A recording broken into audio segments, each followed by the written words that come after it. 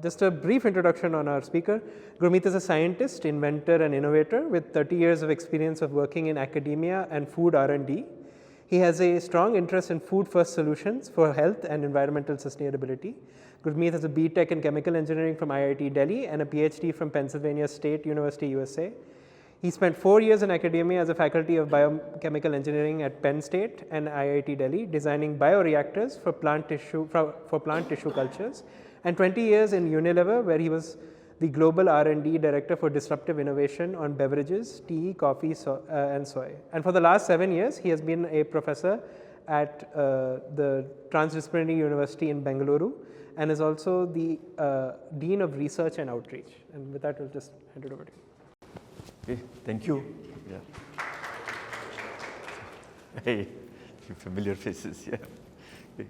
So yeah, thanks for the opportunity to talk here, and thanks for coming to listen. Always looking for an audience to talk to. I'm a professor, so love to talk. Right. So thanks for being here, and feel free to walk out if you get bored. Yeah. So I'll talk about food is something which has interested me for a long time, right? And I think I'll keep hold of that story for another time. But various aspects of food, right? And so today's talk, when they asked for a topic, I said, okay, let's just put various thoughts together and try and stitch them into a narrative, right? Narratives are very personal, so you can take various facts and stitch into your own narratives as well. So this is one narrative, right?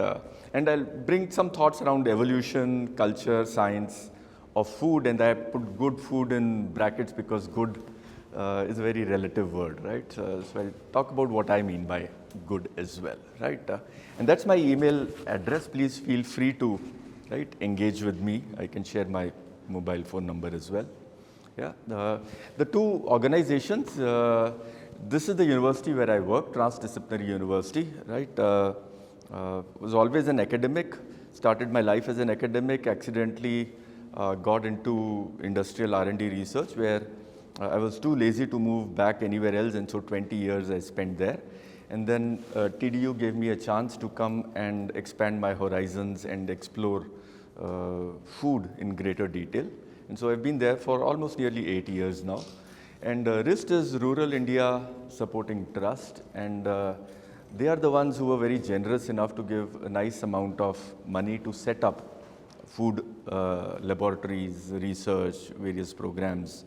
And they've been funding a program for the last 6 years through a very generous grant. So very grateful to them, because when I came to the university, there was nothing on foods, right? I was the first one. It was called to set up something, write something around food, and my second proposal that I wrote was to them, and they funded. So thankful to the two organizations. Right? So okay, so firstly, I look at food as a paradox, right? And why as a paradox? Because food is something so important to us, right? There's no life without some kind of food, right? Any organism. Yet we seem to know very, very little about it. Right? We know something to grow, cook a little bit, put into our mouth. But you look at the debates which are there, either in newspapers, columns, or on WhatsApp, right? And all different kinds of views, right, around food. And what I also say is that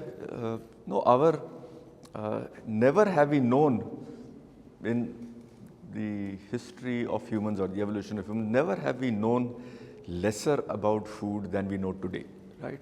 And that's not probably because the absolute knowledge of food is not increasing, but it's the unknowns are increasing even, right? The boundaries are, we didn't know about the microbiome largely, we knew some bugs were there, but it's largely 2 decades, right? 2003 onwards that we really got tools to actually explore it. That's what, 22 years ago? Nutrigenomics, nutrigenetics, right, which is the impact of food on our genes and the impact of our genes on our food, right?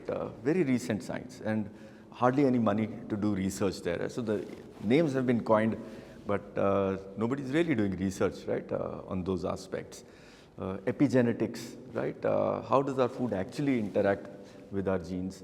The whole area of what is there in food, because you talk to nutritionists, they're listing out 15, 20 things on our food, right? A few what they call as macronutrients, right? Proteins, carbohydrates, etc. And then we talk about 10 or so vitamins, 15 or so minerals, right?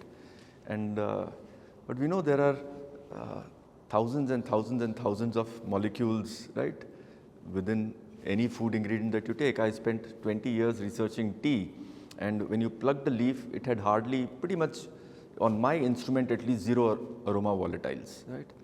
And I plugged it and I crushed it. When I came back after an hour and checked, and there were like 600 aroma molecules in there. And there were largely 4 non-volatile molecules, which we called as catechins, right? A group, colorless, bitter molecules. And after an hour, there were about 20,000 of them, right? So, yeah, can you just imagine the complexity of things that we put in our mouth? And if we had to put up a regulatory body to what is good, what is bad, we would ban us from eating food that, hey, this is all too toxic, right? That's how the regulatory mind works, right? I don't know what you're eating, so let me just ban it, right? Or regulate it, as they call, right? So thankfully, right, we are allowed, the regulators have stuck to very few molecules to regulate and allowed us to do whatever we want to, so we can continue to enjoy. But of course, we hurt ourselves also, right? Because in a sense, food is alien to us, right? So our body has to train on the molecules, right? But we put so much into our mouth, it's very hard to train. So what do you do when some unknown comes, right, into your country, right? I just look at the analogy of a country. First of all, we set up the immigration, right, cell that, hey, nobody is allowed in, right? My job is that I have to throw everybody out. And by chance, if somebody enters, right, then I need to have some kind of an agency which will make it easy to catch hold and throw them out, right? And so when things enter into us, which is from our gut, which is still a pipeline, it's external to the body while it still occupies our volume. If it passes into the bloodstream, it's really entered, right? And the first halt of all food when it enters into the body is the liver. And the liver is designed, right? One of the key jobs, it has many jobs, right? Very important. But one of the key jobs is to pretty much throw everything out. Make sure that this thing leaves the body. And how does something which enter into the bloodstream leave the body? I mean, through the gut we know, we poop it out, right? And if it enters into the blood, urine is the way to throw it out. And how do you make sure that this stuff that I have eaten will go out through the urine is to make it water soluble. Because the more water soluble it is, the more likely that it will not get caught by any of the other cells which are around there, right? Which are out there and fishing into this pool because they're desperate to catch stuff. The liver is least concerned about all of them, right? So when we think of our bodies very organized and it developed in coherence, that's not the reality, right? Everybody is just having a task and they're least bothered about what the others are going to do, and they have to develop their own, right, strategies. So if you've immigrated into a wonderful country across the Atlantic Ocean, or you managed to reach there and you've managed to somehow enter the country outside the airport, right, then there are agencies which will try and, right, push you back out. But equally so, there are companies who are desperate for talent like yourself and will have hooks to kind of fish you out and employ you, right? And so same thing happens here. Enters into the blood, the liver is chopping things up, attaching other groups, molecular groups, functions to make stuff more water soluble so that it doesn't get stuck. But every cell in the body is trying to develop some fishing hooks, right, to catch hold of a cell and find a use for it, right? So that's how our body functions, which is why I call food as a paradox, right? That in almost every which way it's too complex, and I think it'll always stay complex, right? We'll never be able to fully solve it, right? We're trying to crack it, trying to simplify it, and as I said, this is one narrative. So as I said, it's very important, right? Critical, and yet we understand little. But why is it critical, right? And I have 3 dimensions I speak about in the criticality. The first, of course, to our own health, right? That our food choices impact our health. In fact, when we look at non-communicable diseases, it's said that 70% of all non-communicable diseases, what will happen to in my life, will probably have the root causes in the food choices that I made early on in my life, right? So the young guys, right, maybe you'll make better choices and live a healthier life, but that's one, right, big impact, and therefore, it's important, right? The second criticality, of course, now we are beginning to understand is the impact of food on the environment, right? We thought it's okay like anything else, but now we do understand that, hey, food has a outweighed, disproportionately high impact on the environment, and I'll come to those slides, so I'll hang on to the numbers into the kind of impact, right? Just as I said, 70% of our NCDs, non-communicable diseases, probably root in the food choices. Similarly, a huge impact, right, of food, and I'll come to those charts midway through my presentation. The third big impact, especially in a country like India, right? So that's human health, this is planetary health. The third I say is societal health, right?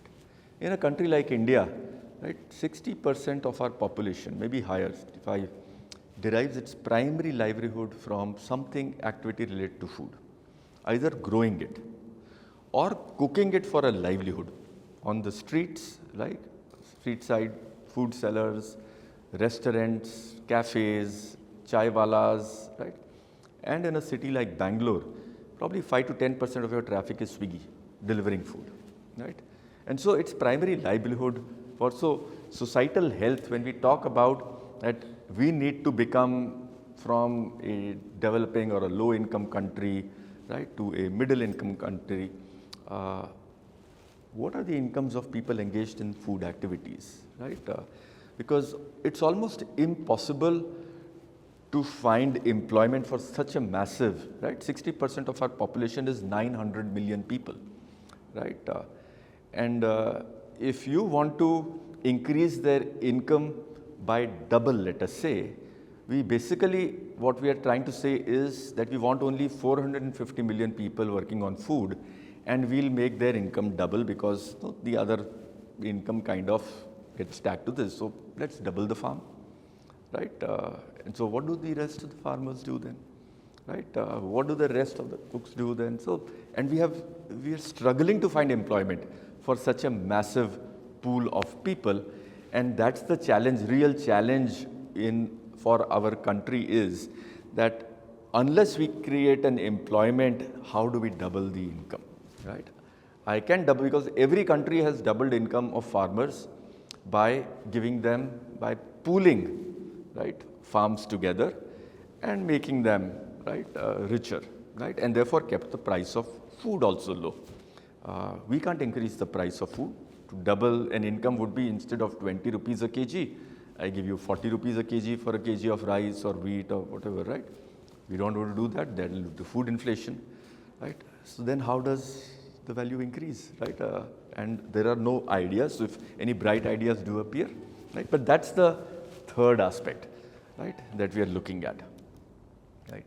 And therefore, right, we say that good food therefore probably is something which can tick all the three boxes, right? That it can be good for my health, good for the planet, as well as good for the society. If that happens, maybe that is good food, right? So that's how I look at good food, right? And then what are the ideas? So I say health and happiness, therefore, right? So to find out these ideas, I thought, let's just begin a journey, and let's look at our evolution, right? So go back, really right back into and see how our food has evolved, right? And let's take a closer look at this family of ours, which we call as primates, because primates are about 60, 70 million years, right, that we evolved after the KT extinction, which got rid of the dinosaurs.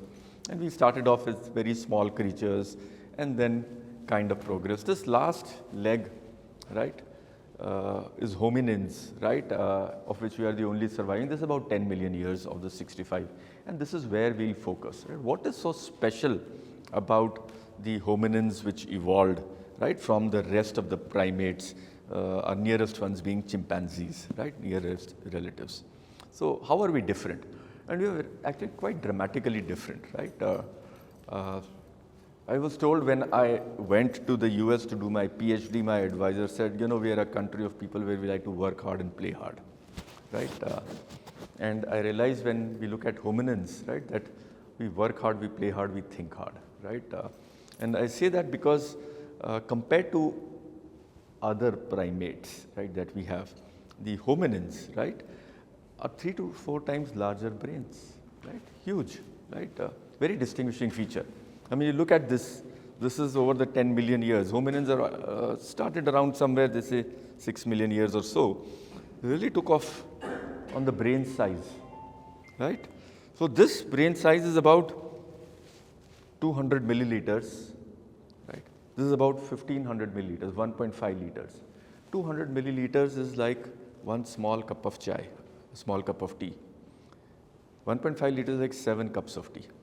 So our brain size went from about 1 cup of tea, right, to about 7 cups of tea. That's massive increase, right, that we've had.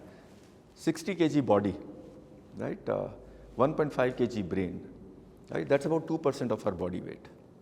20 to 25% of our energy, right, goes to the brain, right. That's why when we talk of AI revolution and see we want to become a leader in AI, you know, the math in the US, they're saying the country, whatever energy we are using today, US is using today, it will need 2 to 3 times that in the next 5 to 10 years if they want to be a real leader, right? In AI. That's the kind of, you know, energy that is required for intelligence, right? Or thinking at least. Intelligent thinking is separate. But so 3 to 2 times we are bigger and we are more active, right? We have more muscle than the chimpanzees, we can run faster, we have a higher VO2 rate, so many more things that we can. It's strange, we can think more and physically more active. We can go longer distances than almost any other primate, right, in a day. And 50% shorter interbirth. If we wanted to, we could give more births than our nearest. And we could live longer, and including several post-reproductive, and we think the life is over, I've done my job from a genetic perspective and passed on my gene pool to the next, and we still live for way long after that. It seems we have evolved to be energetically extravagant, right, species, right? So probably we call ourselves Homo sapiens, but we are probably Homo energeticus, right? Because energy is what defines us, right? So very interesting set of characteristics that we have, and they are so dramatically different. So this is our metabolic strategy, right, which has allowed us, right, to live. So our metabolic strategy is very, very different from all others, right? And so the question we ask is, right, if I am energy extravagant, where am I getting this energy? Of course we get it from food, there's no other choice, right? I'm not a plant, can't get it from the sun. So do I eat a lot more, right? And if I eat a lot more, the chimpanzee is already spending 8 to 10 hours a day eating food. I don't seem to be spending 20 hours a day eating food to support myself, right? So what have I done, right, in terms of, right, allocating energy to such a big brain, right, and various other things? How do I run my energy allocation if I don't seem to be spending all my day, right, eating food, which is what I should be doing? So that's a question, right, that we ask of ourselves. And there are at least 2 things which come up very quickly when we start exploring this question.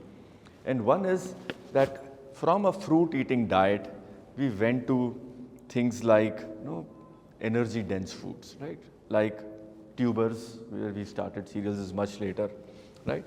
And protein-dense foods like meat, fat-dense foods, marrow of animals, right? These entered into our diet a few million years ago, right? 2-3 million years ago, which kind of coincides with, right, the start in really big jump, right, in our brain size as well. Right? There are various other theories, but so this is one that we looked at energy-dense foods, right, compared to, and what is energy-dense food, right? How is it different, right? In the sense, metabolically, if you look at, it's a very big move. Why? Because our stomach gets full based on when it feels stretched. When you stretch the muscles release satiety hormones. I am full. right? So now, if you're eating fruit, fruit is 90% water, right? If 1 kg of food stretches your muscles to make you feel full, and you're a fruit eater, 90, which is 900 ml, because 90% is water, 10% is the stuff which will give you all your nutrients, so about 100 grams.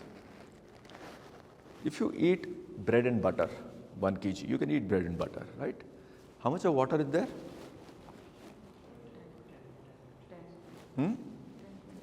A very small amount of water, right?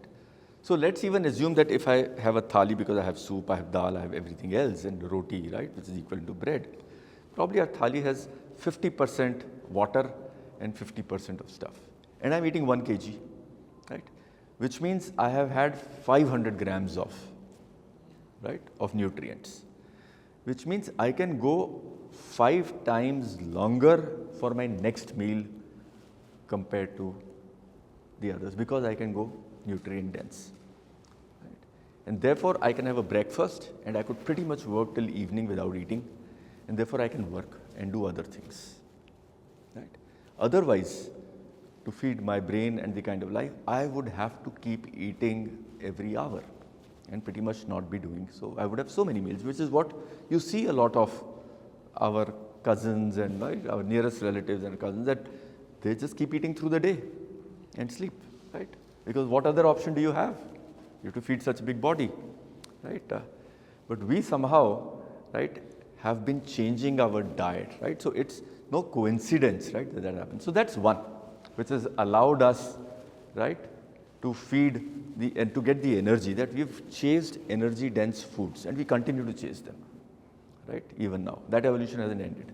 The second is that, and this is work done, what is called as expensive tissue hypothesis, that the expected for all our relatives, nearest relatives, mammals, primates, etc., right? People have analyzed the various, right, organ weights, organ sizes, right?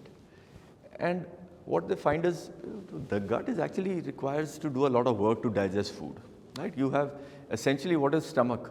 Stomach is like a chakki, right? It's a muscular chakki. It's like grinding food down. It's very energy intensive, and similarly down below as well. So the expectation is that we should have a huge gut, right? But the gut is small, the brain is, right, way bigger than is expected, right? And what does that tell you, right? That tells us that we have somewhere through our evolution, right, said that, hey, I will spend less energy in my gut for digestion and more energy therefore allocated to other parts of the body, such as our brain. So we've shifted energy allocation from the gut to the brain. If you look at these two things, really, right, helped us in energy allocation. But another interesting chart, right? So brain size increased, and I say that one of the first, one of the key reasons we have evolved, what has contributed to us, and what did we use our big brains for, right, is food technology. So one of the first technologies we got to was food technology, right? Because as our brain increased, right, we developed what we call as food processing, right? Thinking around how do we process food. We got to energy dense foods. Energy dense foods needed sharper tools for hunting food, right? It needed sharper tools for cutting food, right? It needed sharper tools for being able to pound food. It needed tools for digging out tubers, which were starch dense, right? Even before cereals, etc., and to be able to pound them, to eat them. These are all early food technologies. Even today, we use very similar tools because there's no kitchen without a knife. Yeah, there's no kitchen without a mortar and a pestle, right? And these were some of the earliest tools, right, which were invented. And they allowed, and these are experiments done, right, that's to how many chews per day, right, and percentage of, and this was on meat, right, which was done. And how slicing of meat itself, right, got our energy down, because the number of bites that you had to make, chews that you had to make to digest food before you could convert it into a bolus to be able to swallow it goes down.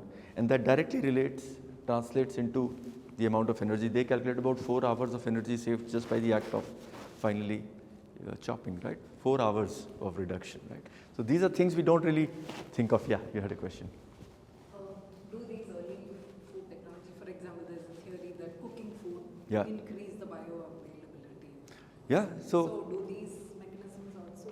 yeah, so they make food easily digestible. And so that earlier chart of that we reduced our gut, right, and our teeth, etc., that has to do with that we started digesting food outside, right, rather than inside, right? And that's what we used our brain for, right? We're using our brain to how I want to put more and more energy behind here, right? And I want to spare up my time so that I can watch the cricket match going on or Netflix or make stories, right? I mean, we really love making stories, right?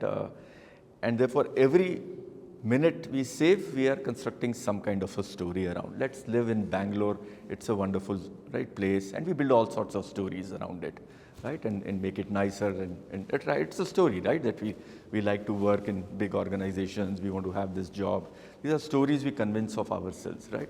Somebody long ago convinced us, 10,000 years ago, not too far, talking of millions of years, but 10,000 years ago, there was a massive story sold, right? And that story was, hey guys, yeah, we are nomads, hunting, gathering, moving.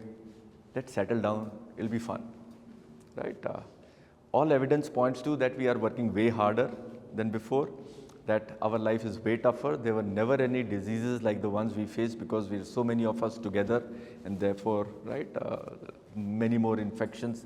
There was no rhinovirus, right? We've got infections from domesticating pretty much every animal that we have, right? From the pig to the bird, to the horse, to the monkey, right? And all the viruses are coming: swine flu, bird flu, pig flu, horse flu, right? All those are there because we live close to each other, right? And but it's a story we all enjoyed. Yeah, let's just live together, right? And then said, okay, we need to be bigger and bigger. And from 100 people communities, we went to 10 million communities, right? And but it allows us, whatever we are doing today is a result of all those stories becoming very successful, right? But yeah, a lot of time saved, right? And as I said, therefore, brain size increasing with biological evolution, food technology coming in, resulting in time we are spending on food. Every year when I teach a class on food systems, I teach 4 classes every year, but right, I do a survey of how much of time people are spending on food, and generally it's less than 1 hour for every student, right? From right about 6 to 8 hours chewing food. I'm not talking about hunting and cooking, etc., right? So you're massively saving time, yeah, which is what is allowing all of you to be here, right, rather than to be chewing food, right? And so we are saving time, and that's what is allowing us to create society, live together, right? Create stories so that stay with me, right? It's nicer to stay together in bigger groups. And therefore, when we come together, we can hunt bigger animals, right? And therefore, we can bring back, as we say, right? You've heard of the word that humans are, one key characteristic was that we are hunter and gatherers, right? One key evolutionary point was that we became sharers also. And that happened about, say, 2 to 3 million years ago. When we start looking at fossil records, we start seeing that we started hunting animals bigger than us. We started eating animals bigger than us, right? And so the question was, how could we eat animals bigger than us? We need to hunt bigger than us. And therefore, we realized that we started working together as groups. So sharing happened. And when we go after animals bigger than us, we get back extra, right?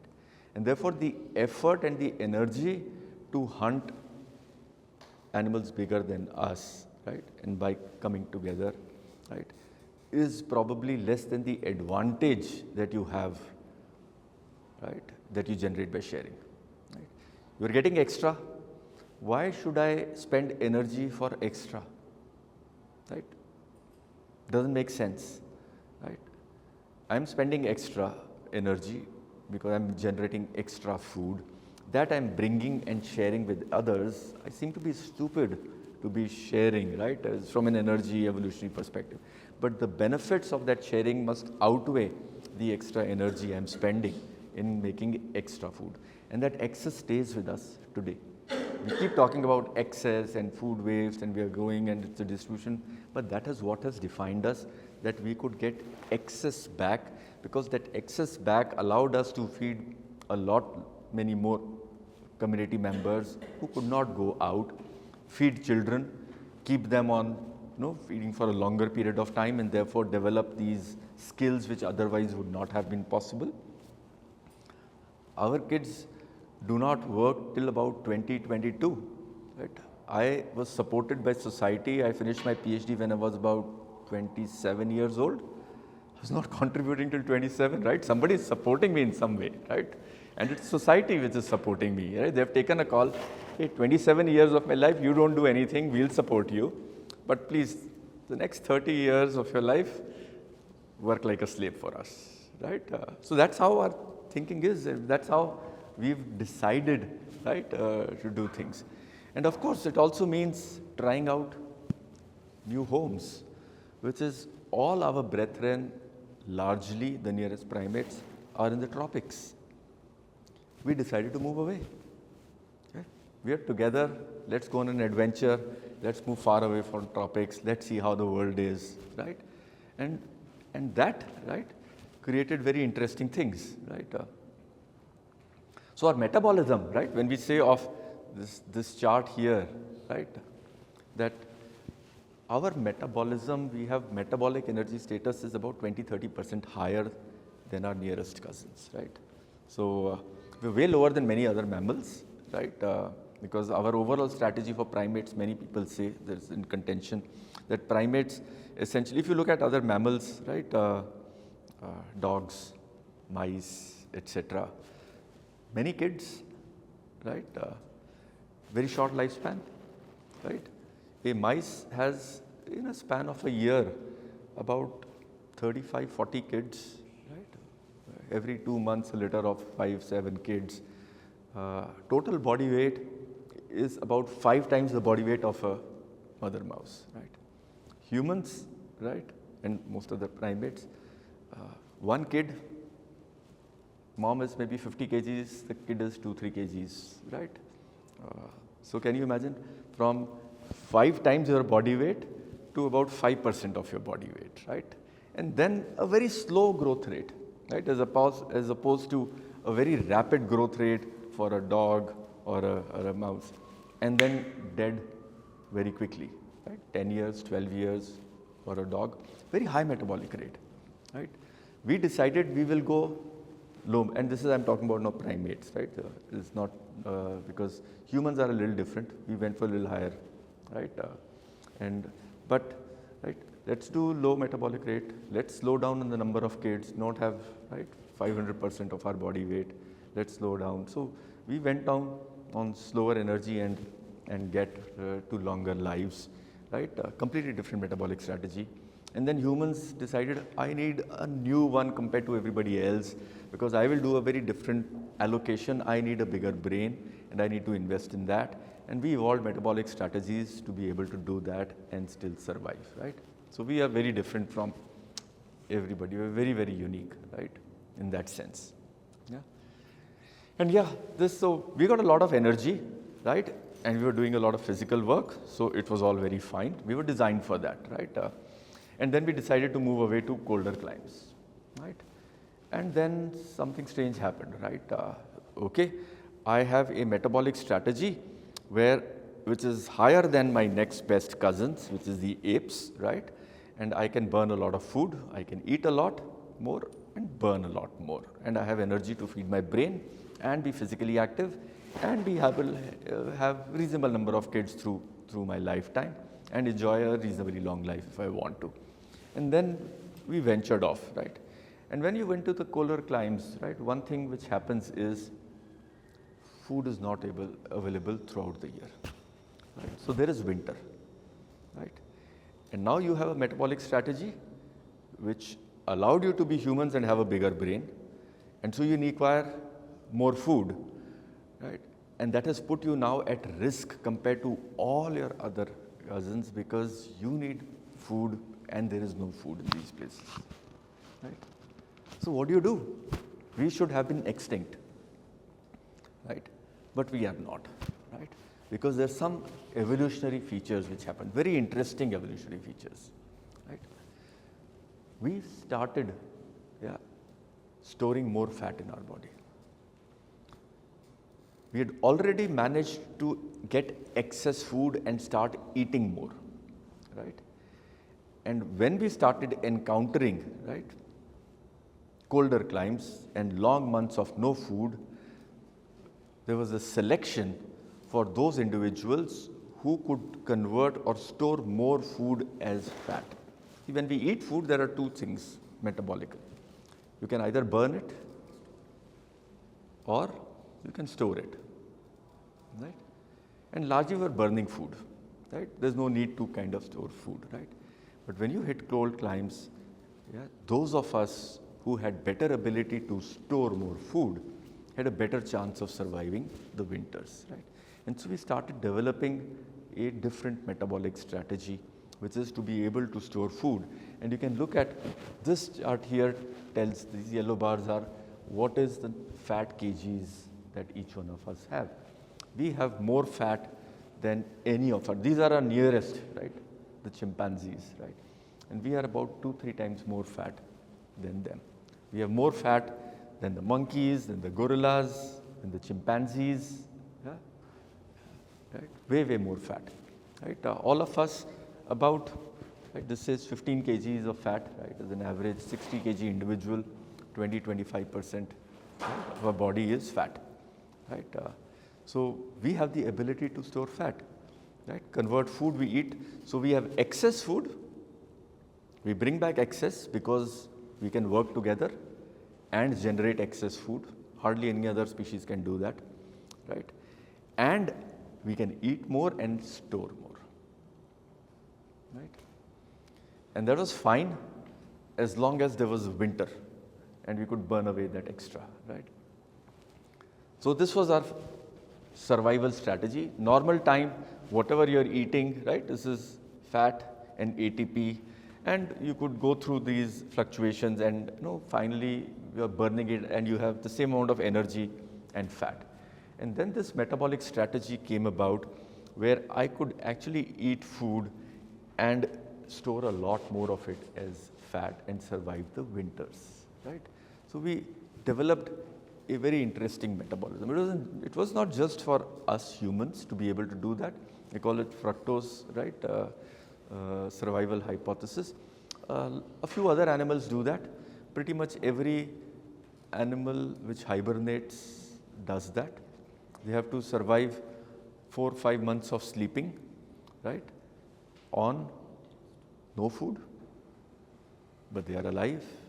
They are doing their basal metabolic activity, etc. They've cut down their physical activity, yes, but how do they do that, right? So if you look at a bear, right, as a simple example, it's eating salmon or fish, right, through the year, and then come autumn time, it switches to honey and fruit. Actually, I was in Washington State University where they have some grizzly bears there, and they do research, and they had big boards out there that bear starts eating almost like 1,000 kgs of food before it has to hibernate to build up fat, right? And one reason when I started reading about it is that, hey, fruits are rich in fructose, and fructose is a very interesting molecule because our body, most of our metabolism is designed for glucose and converting that into energy. And it is very tightly controlled, right? In the sense that when glucose has to be converted to, right? Glucose enters, we eat food, right? Food has starch in it, right? Big molecules, it's not glucose, right? Unless you're actually, there's no glucose in our diet pretty much, right, as such, as a molecule. But there are chains of glucose polymers and we can't absorb that, right?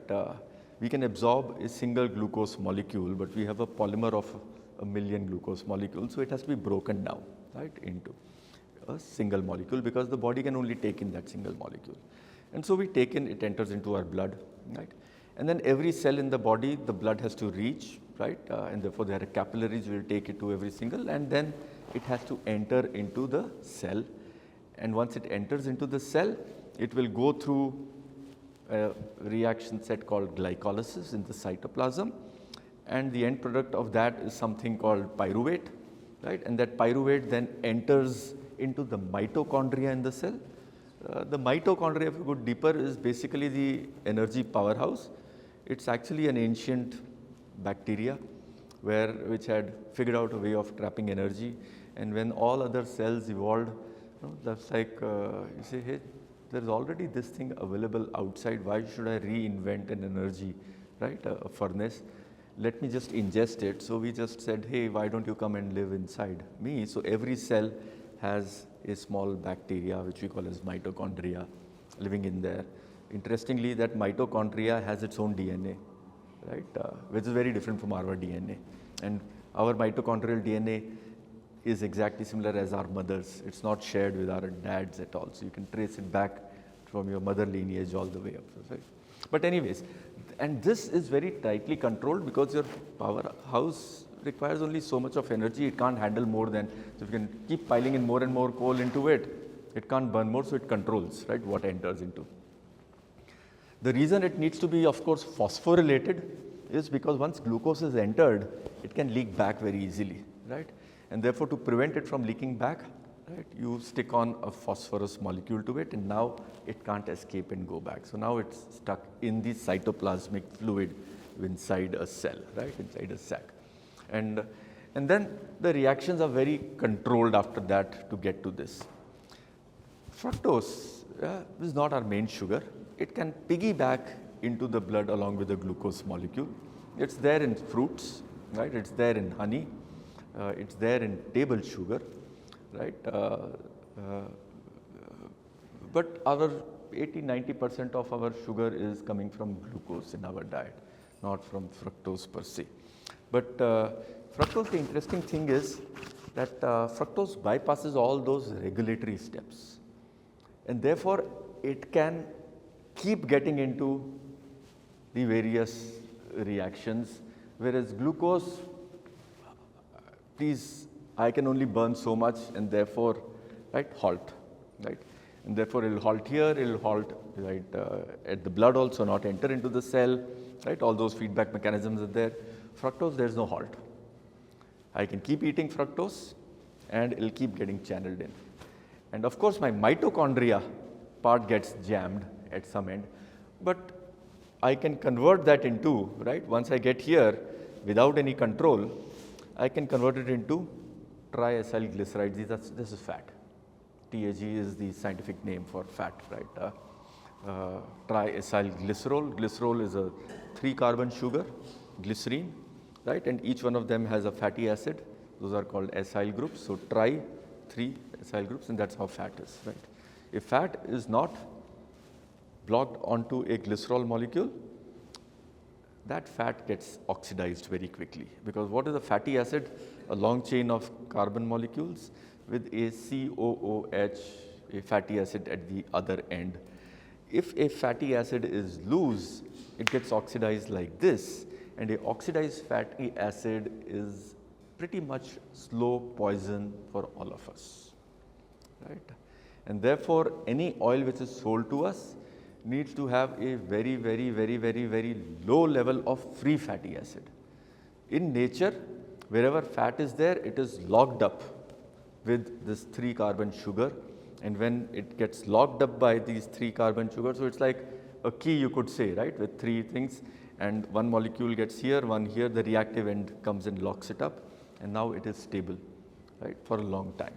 So all fats that we eat are triacylglycerides, right, and they do not oxidize easily. And the most resistant to oxidization is a fat called ghee, right, which has a life of 3 to 6 months outside sitting at the table, right. Butter cannot sit outside very easily, has a lot of water, and that will break those bonds with the triacyl, and so you have to refrigerate butter if you want to keep it. Under refrigeration, you can keep it for months if you wanted to, but you let it sit outside, cream sit it outside, you will see it will go spoil and start smelling very quickly, right? There are a lot of plant oils, if I diverge here, but always very interesting. We are all asked nowadays to eat whole grains, right? The bran layer of most grains have oil in them, like you must have heard of rice bran oil, which is in the rice bran. And that oil, if the rice is not fresh, it's older than 3 months, quite likely that it has started oxidizing, and oxidized oils are not good, which is why most of us eat polished rice, because while it may lose a few nutrients, there is a bigger culprit I need to avoid, which is oxidized oils, right? And so that is safer, way safer. Please get your fiber and things from other places. Don't really confuse, right, these two things together. So those are very interesting things. How many of you look at dates when you buy wheat flour? Does anybody buy wheat flour? Nobody here buys wheat flour. Yeah? You buy wheat flour, right? Have you checked the life of a wheat flour? What is the best, yeah, use by date? 12 weeks, right? Yeah, pretty much 3 to 4 months, right? If you go and check the date on most packets of wheat flour in the market, it will be more than 3 to 4 weeks, right? But wheat flour has, because you don't remove the entire bran, that would be maida. Maida has a 1-year life. But wheat flour, because it has some of the bran layer in there, right, it has oxidized oils, which is why you print it, life is 3, but you're hoping nobody reads it, right? And nobody's aware of that. It has such a short life. And if you go back 20, 30 years, we would buy wheat and we would mill it only 1 month supply, right? And eat it, right? And today we all eat old wheat, right? Which has, as I said, slow toxins, right? And a lifelong of eating 10, 20, 30 years, yeah, creates a lot of problems with these oxidized, right? So be very careful. The number one thing to avoid in food, I do a lot of research on Ayurveda and the food knowledge there. While it doesn't explicitly states this, but almost it seems it's saying the number one food to avoid is oxidized fatty acids, right? So, so fried oil, fried things, minimize them. Once a week, it's okay, not a problem. Twice a week, it's okay, right? But every day as a snack is a problem, right? So anyways, yeah. So we developed this biology that we can switch on and we can start saving it and plugging it into fat, right? So many of us think, let's cut down, right? I mean, a lot of dietary guidelines cut down on fat, right? Actually, the advice has to be cut down on carbs, because our body can convert carbs into fat, very efficient in doing that, and that is evolutionary biology, right? That is human biology that we have to, because there is a winter coming when there will be no food, right? And even when there was surplus food available, as long as we were physically active, it was not creating a penalty. The penalty happens because biologically we are very good at storing food compared to any other of our cousins, the primates, right? And so there's no winter happening, but that was fine. But now we are also sedentary. And you couple these things together and suddenly our biology is no longer supporting our lifestyle. And that's the big challenge we have today, right? That our biology is designed for something else, right? And we have made a big change, and that change is very recent, right? My life 30 years ago was very different to what I'm leading today, right? And it takes nearly 10,000 years for my evolution, for my biology to catch up with that, and therefore food. And this is the complex, right, hormonal control so that I can store more food. We think food is energy, right? Our body is designed for that, and there are signals that we get, very tightly controlled.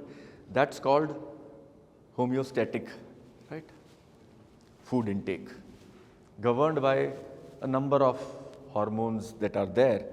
and that's based on energy, right, control, and our body wants to make sure we have reasonable amount of energy, right, to do that. But I want to eat more. Beyond my energy says I am met, but I want to eat more biologically. So we have another circuit, hedonic circuit, which makes us, if there is food available, I will eat more of it, right? And that's what helps me survive the winter when there is no food. So we have both these things, right? Both these circuits are there which allow us to eat more. If I didn't have this, I had only this, we would not have evolved, right? We would not have been able to migrate beyond. We would have been very close to apes. But both these circuits allow us, right, to do that. But that's creating a big issue, right? Has anybody heard of GLP-1? GLP-1 analog, the big kid on the block? It's a revolutionary thing. It's a very, very exciting thing from a evolutionary biology thing, right? Because we have been thinking about last 30 years, our understanding is that there are metabolic syndromes are exploding, diabetes, cardiovascular. A lot of them has to do with this change in our lifestyle, with obesity. We put on a lot more somehow, and as I said, that's because we can eat more and we can't, right? And we are not, right? We are sedentary, right? So how do we break this? Yeah, and we are not able to break that. A lot of diets we've been trying, but diets have not really worked, because while you can be on a diet and lose weight for 6 months, a year, 2 years, eventually your biology catches up and forces you to eat more, and you can't do that, right? So pretty much all diets eventually fail, right? And but what does this do? The GLP-1 analog. GLP-1 analog, so GLP is glucagon-like peptide. It's a small protein peptide, very small protein, 40 amino acids as opposed to thousands, right? And that cuts down our hedonic desire to eat. It's a hormone, right? And it can cut down that. And therefore, I can align my food to my homeostatic, right, need and cut down on the extra, right? It's almost like the first time that we are now beginning to, right, hack our evolutionary biology, right? And it's been way more successful than anything else, right? And when you couple GLP-1 with another GIP and then YYP, another peptide, three coming together, we're able to create almost like magic, right, in being able to control obesity. And you must be seeing on the stars, on the web, online, almost every star is posting pictures of before and after that suddenly I've lost weight. What's happening, right? These GLP-1s are what are. Yes, there may be some side effects and things which we may figure out after a lot of people have consumed, and right, but we'll tackle that eventually, right? And you couple this interesting development that has happened, that we are able to hack our evolutionary biology, which may seem very odd, but do we have a choice, right? Is the other question to ask. There may be other ways, we may figure out other ways besides that. But now you couple this with last year's Nobel Prize, which was around protein folding and the AI for protein folding, something we've not been able to do for donkey's years. And it was not that we can now understand the shape of all the proteins. You could always read the amino acid sequence, but the protein comes in a particular shape and it's only active when it has a certain shape, otherwise it's useless, and we could never figure out the shape of the protein, right? But that AI algorithms allowed us to crack, and from knowing about 200 protein structures in their shape in 50 years of research, and each structure costing us about $0.2 to $0.5 million to understand, within 1 year when the algorithm was ready, we could figure out the structures of some 2 million proteins. It's like suddenly cracked, right? But the excitement was that we can now enter into the world of designer proteins, right? And why proteins are so, and so you can now design, and peptides are very small proteins. As I said, protein is 10,000 amino acids, peptides are 40, 50 amino acids. I think this is 51 or something, GLP-1. So being able to design that, we will be able to improve on, right? So you put these things together and you are entering into a very sci-fi world of food and biology, right? whether we like it or not, right? It is coming, right? So yeah, so our metabolic strategy, as I said, worked very well for physically active outdoor life, right? We have excess energy, and therefore I can eat a lot more, and I can think a lot more. Until very recently, it was still fine. Right? While I was growing up, I probably was spending 50% of my time running around, right? Till college also, right? We had, IIT Delhi has a building with like 7, 8 floors and 2 lifts where like hardly 5 people can get in, and you have classes all over. And if you took lifts, you have like 2 minutes between classes, so you have to keep running up and down floors. Right? So you're running all the time, right? Across climbing steps, this. But yeah, last 30 years of my life, these are some big changes which have happened. As I said, from 50-50, I'm talking about my life now, right? And I try and put them into 50-50, I'm now probably 95 sedentary and 5% active, right? 1 hour of walk after meal or whatever that is what I do, right? Most of my life is indoors, right? From again about a 50-50 indoors and outdoors life, probably about 99% of my life, more than 95 is indoors, right? Spent in there. There's not even any drop of sun in this room, right? And fragile I mean is,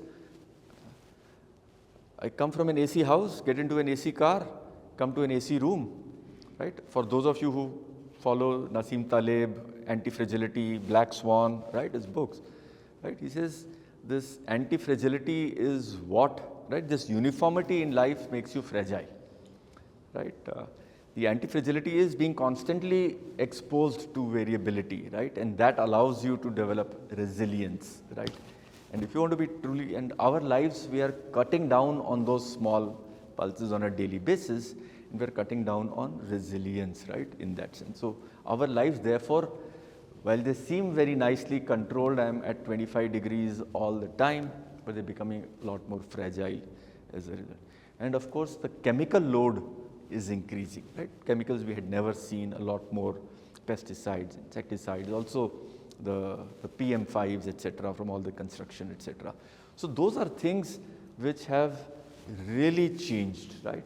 And therefore, the environmental triggers for the build, for burn, for protect are changing very, very fast, right?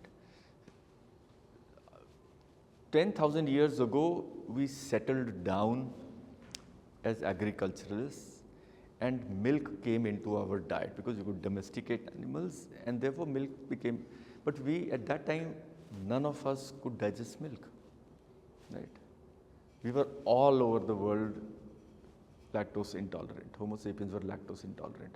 Someone developed this mutation, right, that they could continue to digest milk way beyond a baby, right? All babies have the ability, and then you lose because you don't have milk after that, right? Once you're weaned off mother's milk, right? So someone developed that ability to be able to continue to drink milk, had a massive advantage over all his other brothers and sisters in terms of strength, and we kind of selected that gene, and since that one mutant, we have about half of us in the world who can digest milk till the end of our lives, right? Most of us in India, right, if you look at a North Indian, probably 90% of them can digest milk till the end of their life. Look at a West Indian, about 70%. Look at a South Indian, about 50%, and look at an East Indian, about 30%, right, can digest milk till the end of their life. But many of us lose the ability till 20, 30, 40. We'll have to kind of reduce milk because you'll start feeling a little bloated or things, and it's nice to stop at that stage rather than force, right? Many of us still force our kids to drink milk when they are low, and so we are actually hurting them rather than helping them, right, by doing that. So yeah, so things have changed quite dramatically, and the reason I'm saying in 10,000 years, half of us have become lactose tolerant, and that's kind of like the half life, therefore, of a mutation. It takes 10,000 years if I develop a nice mutation for it too. So how do I tackle all these changes in 30 years when it will take me 10,000 years? And that's a challenge we are facing, and we have to address it. because we are not going to stop on this journey. I will not go out into a non-AC life. I will not go out into being a non-sedentary life. My job is on the computer all day long, preparing lectures, talking, right, etc. I am not going to be going out indoors, outdoors. How do I change and understand my evolutionary biology and align? And food is one of the easiest things probably, if we understand that, can we somehow, right, use food to tackle our evolutionary biology is the key question we are asking, right? So yeah, so food system transformation. So before I move on, I think interesting to also note these big junctures of how our food systems transform, which is like, okay, my biology, I can now understand a little bit what changes happened, but the way I source my food or grow my food has also been changing quite dramatically. So 10 million years ago, primates, we were fruit eaters living on trees, right? And something happened, we came down from trees, etc. And they call that the Breaking Bad start of food tech, right? Where we started slicing, pounding. And that happened about 2-3 million years ago. Energy dense foods, new foods came into our diet. We're not eating them. Meat, marrow, right? Carbohydrate rich starch, right? Came into our diet from sugars, right? Massive change in what we started eating, right? Move forward, catching fire, right? We could control fire. I could start a fire whenever I needed. And so cooked food came into our, right? Again, massive, right? First time that we supplemented our energy, physical energy with external chemical reaction energy, right? People say somewhere between 500,000 to about 1.8 million. 10,000 years, right? So this is very recent. We decided to settle down and farm. The lactose gene came in, taming of the legumes, right? All legumes were toxic before 10,000 years ago, right? We think pulses are a good source, they are energy dense. They're still very toxic. Hardly, we can't have more than 50, 80 grams of pulses a day, most of us. We'll have stomach cramps, etc.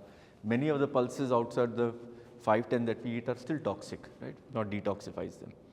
The science of food, right, evolved about 3,000 years ago. Ayurveda is one example, right? So this is about 10,000 years ago and so on. And then last 150 years ago, right, this allowed us to start getting urbanized. When we start getting urbanized, right, we started experiencing for the first time deficiencies, right? We cut down on, when you urbanize, what is urbanization? Urbanization is a lot of us living together, and when you live together, one thing you have to look at is that stability, shelf stability of food becomes important. So we are selecting for things which will store more easily for a longer period of time, right? That's why our diversity keeps coming down. Otherwise, if you have all perishables, you can't be living, right, in a city like that, right? And when you narrow down the pool of things that you eat, nutrient deficiencies can start developing.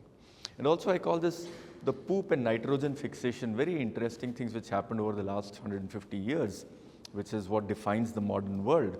And that is that, we are all, what is a human being? The human being is basically a set of machines, and we are about 20,000 machines working in synchronization with each other, right? Those machines we call as proteins. Protein is essentially a machine which does 3 tasks in the human body. Either it picks things up and drops them like a caterpillar, oxygen here to there, glucose here to there, or it chops things. From a starch it gets it down to glucose, from a protein we eat it breaks down to, right? And third is stretch and contract, right, which is what muscles it and allows us to walk, etc. Those are the 3 basic activities, and there are about 20,000 different machines to do that, because you have different kinds of molecules you want to hold and cut, right? And we call them proteins. And the backbone of that machine, the thing that runs the machine and makes it possible, is nitrogen, right? So without nitrogen, this world is not possible, right? And where is nitrogen? There's a lot of nitrogen on the planet, but it's all in the form of nitrogen gas, and that's useless for us, right? That nitrogen needs to attach itself to a hydrogen or an oxygen before any life form can use it, right? And therefore, life to start needed to break down that nitrogen, and that nitrogen, for any of you who've gone through class, that nitrogen gas has 3 bonds to it. It's one of the tightest bonds in the universe, right? Not very easy to break. So you require a massive amount of intensive energy to break that, so that nitrogen becomes available as an N and can then bind if there's an oxygen available. And where is that massive amount of energy in the universe or on planet Earth, let us say? Lightning, right? That's the only search for us. And therefore, no matter which culture you go to around the world, there is always a god of lightning, right? Avengers world, the god of lightning is, yeah, right? Thor, right? Here Indra, right? So no matter where you go, you will have, because without the lightning god, there is no life, right? Because you finally need to make machines, right? And when you put those machines into a chamber that we call a cell, you start getting a life, right? So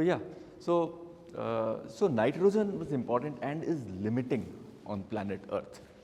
And about 150 years ago, we found tons and tons of fixed nitrogen. Where did we find them? Guyana, right? In South America. And there was a big race, right, to let's go and get this bird poop, right? There are mountains of them, cliffs of them. And it was just digging out poop, bringing it back to the farms of Europe, and Europe became rich. Right? When Robert Clive got hold of Calcutta or Bengal, right? The first place that he got tons of nitrogen, because all the way down in the Ganga, that was a very rich nitrogen deposit brought from the mountains down. So it was a very big find, right, of that nobody talks about.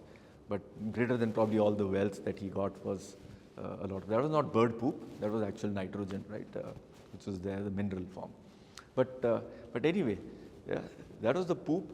And then, of course, the world wars happened, and Germany realized that I may lose my shipping lines to go to Chile and wherever and get all the guana.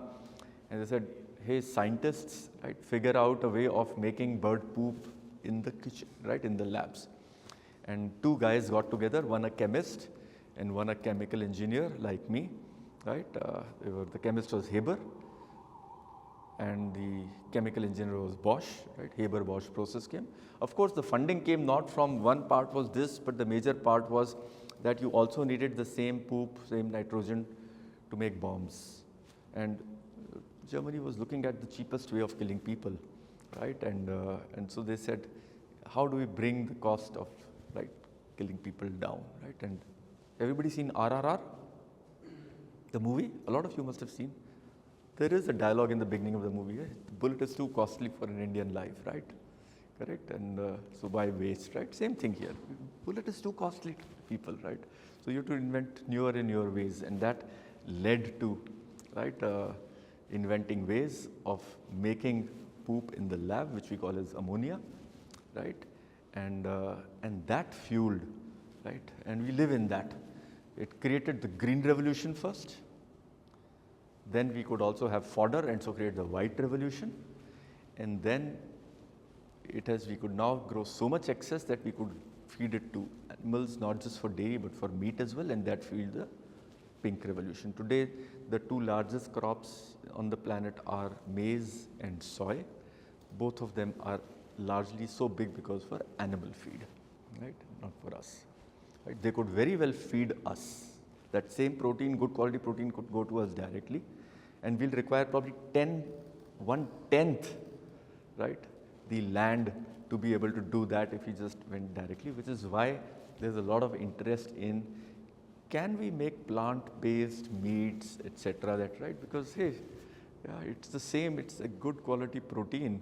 If people are just eating it for taste and texture, can I get the same taste and texture? We are all culinary experts. We have Michelin star chefs, etc. Can I get the same taste and texture, right? Just by taking pulses and beans, right, together, and satisfy all kind of curiosity. So anyway, we got to here, but to get to this, we are taking a lot of energy and land. And how much? This is total land on Earth, 150 million square kilometers. Habitable land about 100 million square kilometers. Half of it is devoted to a food system. Imagine we've taken half of our entire land for just making food for one species on planet Earth, right? That is where we have come to, right? And because of that, what I call is the poop revolution, right? And so that's a huge amount of land devoted to a food. You look at water, right? Country like India, about 90% of our fresh water withdrawals are for food. 90% of fresh water we have taken for food of one species. Right? Look at the energy. Our biological need is only 2000 kilocalories per day. We are using, some of us are using 100,000 kilocalories per day. Right? 50 times. Each one of us living the life of 50. We see we are 8 billion people on earth. We're actually 8 billion into 50, which is 400 billion people on earth. That's the extravagant energy life that we are all living.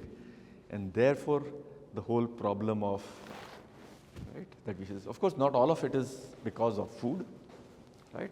But a big chunk, 10, 20% is 10% is on account of food. So you can see the massive footprint, right? And my earlier slide that, hey, food is a paradox, you don't understand it fully. If you're just beginning to understand the impact of food on the land, on the water, on the air, on our energy needs, and therefore, can we be healthy, right, if our planet is not healthy, right? And therefore, we need to tick both those boxes together. And of course, the third, the livelihood box that I mentioned about, right? So that's the, right, challenge, right, that we have. And so I come back to this slide again. Lifestyle I've kind of mentioned, right?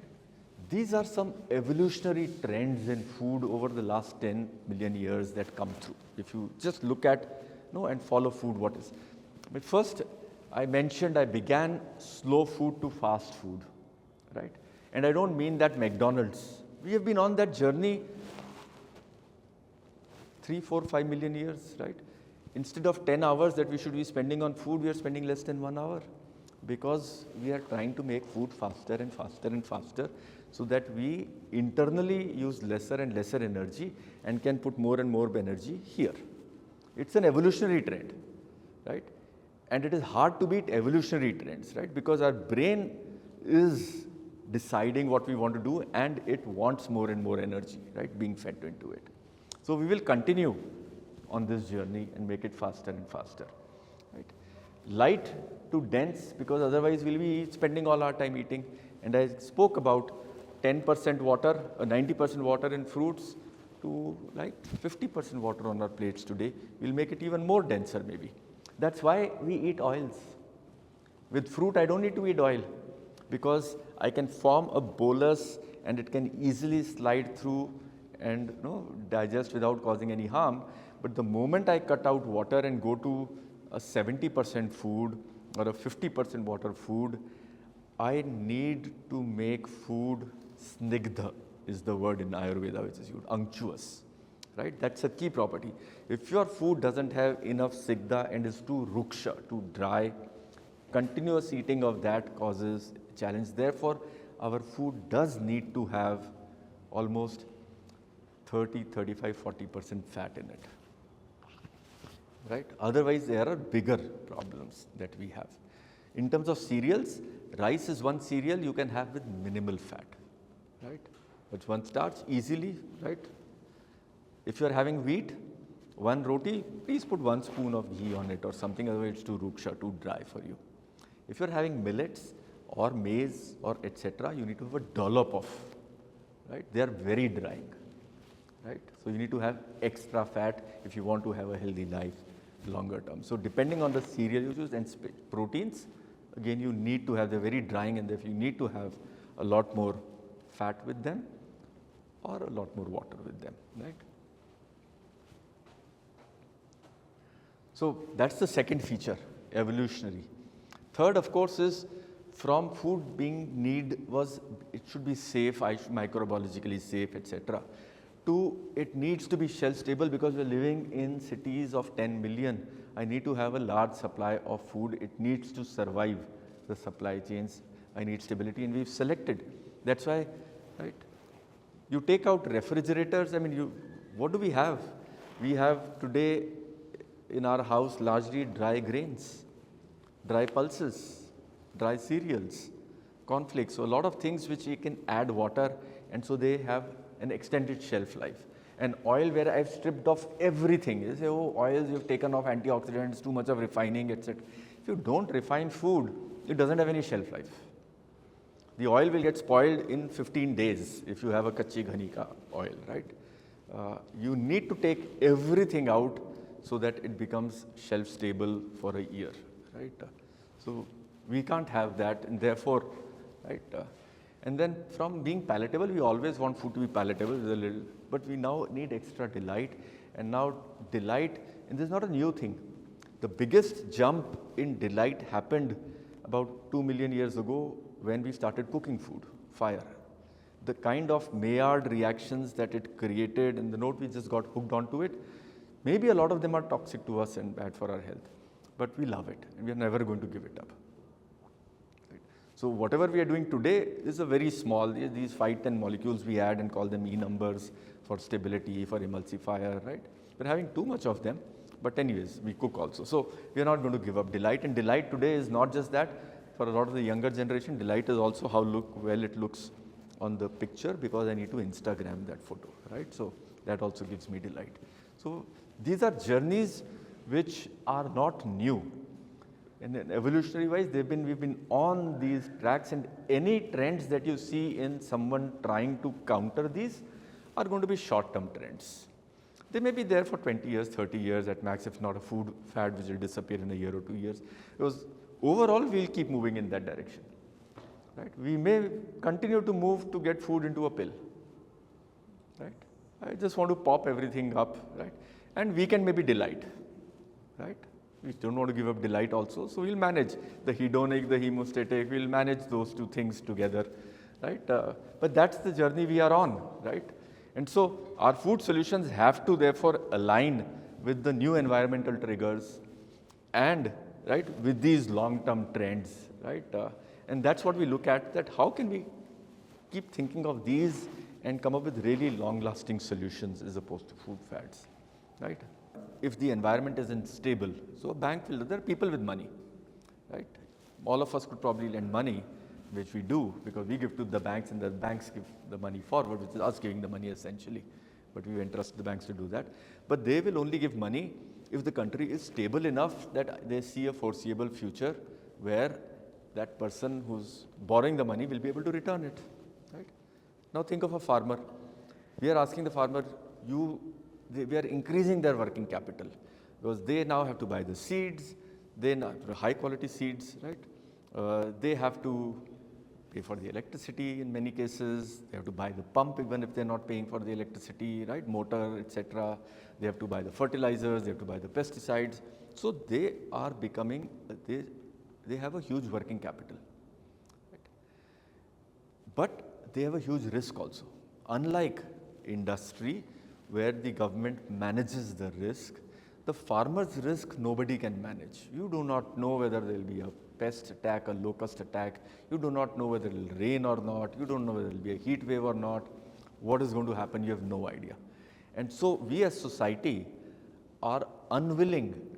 We are asking them to have a working capital model.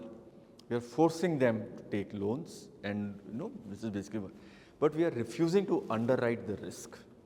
Whereas for industry, we are very happy to underwrite the risk, right? And that is the major issue, which is why you see farmer interest, unrest everywhere, and then coming out, and that's all they're voicing. They're saying, give us only this much because that allows us to, we are happy farming, right? And we know that there are no other plans for us because if I don't do farm, there are no jobs that I can come do, right? So there are no. And I'm happy doing whatever. I'm not asking that I should be able to buy the Lamborghini, etc. because 100 years ago, they were the richest people on planet Earth, right?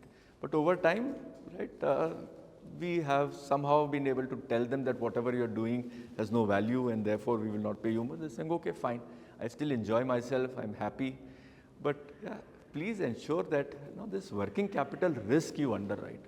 We are not doing that. We are in fact saying no, right? We will not take care of that. That is your problem, right? And that's what is creating a discordance between. And yet they're all very polite, right? I'm quite amazed how polite they are and they continue.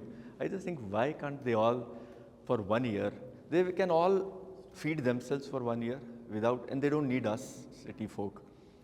Just stop for 1 year, right? Just stop, right? Feed yourself, right? And right, just tell how important you are, right? Yeah. So, but anyways, that's a separate topic, right? Entirely. Yeah. Any other thoughts, questions? You did mention that how 60% of the population is working only on agriculture. Not only on agriculture, earning their livelihoods from food, primary livelihood from food. But in this case, you also mentioned how we are making it faster, right, through the process. How do you see the farmers aspect here as things get faster? And at least in India, like large farm holding is small scale holders. Yeah. In their case, how would that reflect? How will you change that? That's a question that all of us are struggling with. The governments are struggling everywhere in the world, not just in India. That the land holding is 1 hectare, right? The ability to generate wealth from 1 hectare, so what does the government give, right? I mean, you just put everything into a model. 25 rupees is the latest MSP, right, on wheat and rice, right? The best of places, right? We can have about 4,000 of kgs of rice in one season, 4,000 kgs of wheat in the other season, 8,000 kgs, right? There's a small part of India where they can have 8 to 10,000 kgs of grains which can be sold at 25 rupees, right? That's Haryana, Western UP, Punjab. That's a very small place where you can have that, right? 10,000 kgs multiplied by 25 rupees, 2.5 lakh in a year per hectare, right? You take about half of that because working capital is very high if you want to be able to do that. So you get about 1 lakh income per hectare, right? Is about, after you account for everything. 1 lakh for a family of 5 for 1 year. And we want to become a country where we have, so we talk, therefore we talk in terms of GDP and not per capita income. Per capita income, we are 120th or somewhere around there in the world. And it will stay there because 60% of the population, this is what they can earn.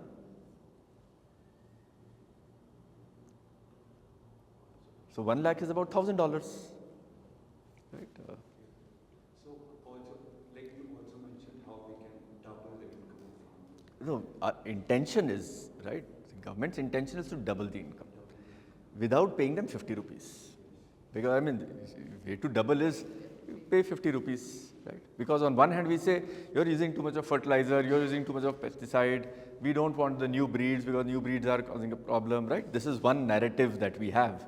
Right? Farmer says, one way to get me is, if you are only going to pay me 25 rupees, right, I should be able to get 20,000 kgs from my land. So give me those things where I can get 20,000, right? Or you pay me 50. Where is the other, right? I started looking at how India also started producing bioenergy since last. Bioenergy, like ethanol and Yeah. these things using dairy waste. But in the last few years, when you see, thank you, sir. Thank you. Yeah. Thank you. See you. Yeah. When you see the income that has grown with the MSP as well, like on the farmer side, it has not been that exponential, right? So though there is a new sector being opened up for farmers, agri-based being processed, the end result reaching to the farmer is still the same, right? Yeah, correct. I mean, bioethanol is essentially, we've cracked how to grow rice, right? And now there are a lot of other states which are coming in, right, which are saying, hey, I can also grow rice. I will also make my mandi system to be able to buy rice, right? So, a lot of the southern states, for example, Madhya Pradesh, right, etc., are also to rice and wheat, etc. So, lot many more states. So, we now have excess of grains, right? And therefore, 5 years ago, the government realized that now food security is not that much of a concern. So, let us convert a lot of this excess into ethanol, right? Ideally, it should be maize. Maize is the best efficiency to convert into ethanol. Rice is lesser so, but we grow rice, we've cracked rice. We're slowly shifting into maize now, understanding maize. So, you will see a very big spurt in maize in India over the next decade or so. It's already the fastest growing, right, if you look at. But rice we've given, and so rice you convert into ethanol.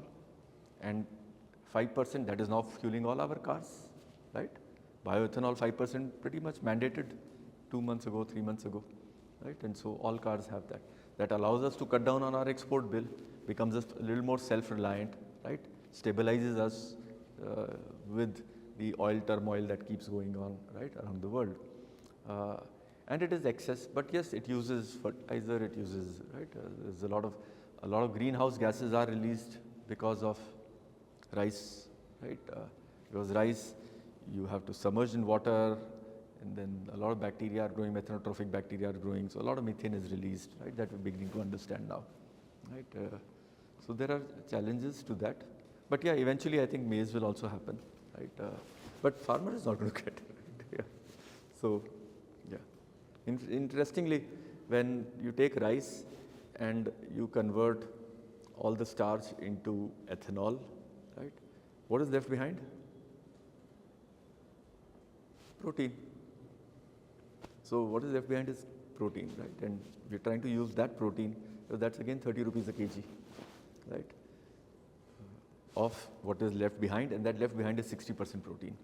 So, the price is really, really low, right, and lower than the oil cake. The rice protein quality on its own is not great, because when we talk of protein, the quality is that does it have all the amino acids, especially the essential amino acids, the 9 of them, in the right ratios. It has all the amino acids, but the ratios are a little off, right? And the cereals lack or have lysine is lower than the others, right? And therefore, you require the pulse proteins to kind of make up for that shortage of lysine. And so, on its own, rice protein doesn't have the right characteristics, but you can blend and with groundnut protein or others or soy protein and make it into a very nice, complete protein, right? Yeah. So that's one idea we're working on. Yeah. Yeah. Yeah, food is very interesting. I mean, in that sense, there's so many nitty-gritty things, right, which are there. Yeah. In food, one we looked at some of the things. I will not move through all of these. Yeah. So this is just looking at now.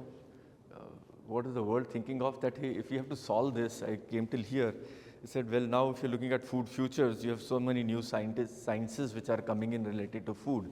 You start employing them on food, maybe that's where food futures is. And one talk is all around that, hey, we thought of food as energy. The whole exhibition here is called calorie, right, and has to do with energy, right, but food also is nutrition, way beyond energy, now that we realize. And these are the kind of charts which are the National Institute of Nutrition on how much we should eat. 250 grams of cereals, 85 grams of pulses, 300 ml of milk, 400 of green leafy vegetables and other vegetables, fruits 100, nuts and seeds 35 grams, fats and oils added 27, right? And this will give us 2000 calories of energy, 72 grams of protein, 66 grams of fat, and so on, right?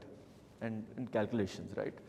And now, when we start understanding our biology that I spoke about, there are a lot of other things, the hormonal biology, the Nobel Prize from last week, which was around the T-regs, the T cells, the regulatory T cells, right, our gut microbiome, right, etc. All these things, and then the TRPs is a Nobel Prize 5 years ago, right, that food molecules also turn on the heat sensors, no, are sensed by the same receptors we have that sense temperature. Therefore, how can we use that to control our biology, right? So all these very interesting facts, right, which we call as the third component of food. We never thought of food as information. And therefore, I think I'm in the right city, because this city is considered to be information technology, and we always think of information in terms of, right, bytes, but computer bytes. But every byte we consume also has information, right? Massive information. Food is talking to our DNA, right? The molecules in food. So it is not just the energy part, not just the nutrient part, but food has information or signals where small molecules can actually turn things on and off for energy and nutrients to happen. And that's the key that we are beginning to understand today. And this is all, right, coming together, and a lot of people are talking of 3D printing of food. Because if you understand all those things and you understand your biology, personalized biology, you will be able to print the food that you require, because your biology is different from my biology, right? And how do we make that kind of food? In your family of 5 at your home, you will be putting a button and printing out a different chapati for all of you, a different katori of dal for all of you, which is only different in small molecules here and there, right? And that is happening, right? It is going to come, right? It's not. So there is, if this is happening, this seems like a world which is straight from high-tech movies, etc. In fact, what I imagine is that these will be machines, just like microwave and refrigerators, will be small box sitting in there. You will go out and buy cartridges of food, right? And they will then get printed, right? And you will print, and you'll come home and say, today I want to eat food from this Michelin star chef from Italy, or this. There will be like 2,000 people there, and you will, just like an app, right? But you will click a button, and then the food designed by that chef for your nutrition will get printed.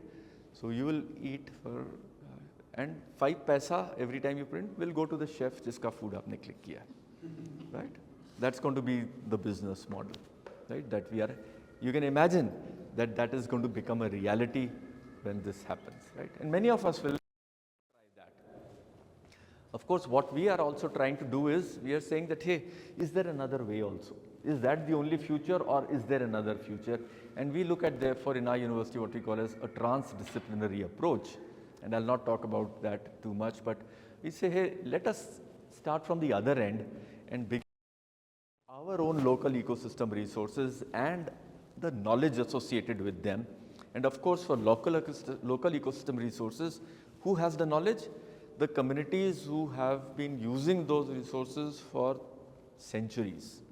So if ragi is there, that's the resource here, then can we start from these local ecosystem resources and then put on our systems thinking hat, our design thinking hat, our well-being thinking hat, and come up with some interesting ideas around food, right? And therefore be able to combine. And we've kind of started on that journey where we said that, hey, let us look at some 22 texts of classical texts. These classical texts span nearly 3,000 years, right, of wealth of knowledge, right, spread around there. And we've collected food-related information. So this is codified, right? We said, let's focus on codified. We could have gone and collected anecdotal experiences of traditional foods, but we thought this gives us codified knowledge, right? And this is where we started. And we collected a lot of recipes. We had some decision rules for selecting, right, as to when does a statement become a food-related statement. And we collected nearly 2,500 or so, right, food-related information. And we created a database, right, around these, about 200 parameters related to food, 2,000 information, 1,500 or so ingredients in our database, right, and a lot of metadata around that, right. Ayurvedic kind of data, the food composition, 184 nutritional parameters, the antioxidant properties, glycemic index, serving sizes, the names of them. That itself took us 1 year to figure out what does a name mentioned 3,000 years ago refer to today, right? Is it haldi, is it amla, is it right? That itself was a 1-year task, right? And so a lot of metadata around, because many of these things don't just give you a recipe, or it tells you who should eat it, what time to eat, what season to eat, what else should be on the plate along with it. That kind of information is very, very rich information, right, around food. And we found that there were a lot of differences between this Ayurvedic nutrition science that we kind of versus the modern nutrition science, which I now call as classical nutrition science. And we started putting all of this together into one coherent theory, which had 3 components. At the base is our traditional knowledge, the Indian culinary science. Then we have the microbiome science, and then we have the classical nutrition. This is what is taught in colleges over the last 100 years. I'm calling this classical because this has just arrived, right? And just beginning to emerge. This focuses on a line, if you want to explain this, is that food chemistry should match body chemistry and body biochemistry, which means it's focusing on the 20,000 human genes or the human proteins. This one says feed the gut, because the gut has 40 trillion microbes and nearly 2 million genes in there, right? And therefore, this human genes is only 1% of this total machinery which is lying in our gut, and this machinery encounters 50% of our food way before our body does, and therefore you need to include this as a separate theory. And then of course this one says that feed the Agni, it's an Agni-centric, but what this differs is because it lays emphasis on how to eat as much as what to eat. Both of these lay a lot of emphasis on what to eat. Eat more protein, eat more iron, eat more vitamins, right? This is a superfood. It's always telling you what to eat, but how to eat, whereas this is not emphasizing on what to eat too much. It's emphasizing a lot of how to eat, what time of the day, what season, how much of water should be there with the food, etc. All these very interesting ideas around food are in this theory, right? And so we say, let's put a synthesis of all these things together, and by doing that, we've come up with some 15 principles, and probably that's for another lecture where I go through what does each of these principles mean. While the words seem simple, principle of moderation, optimal nutrition, there's a whole course we are running, right? 4-month course on where every lecture is 3-hour lecture is on each one of these principles that we look at personalized nutrition, right? And then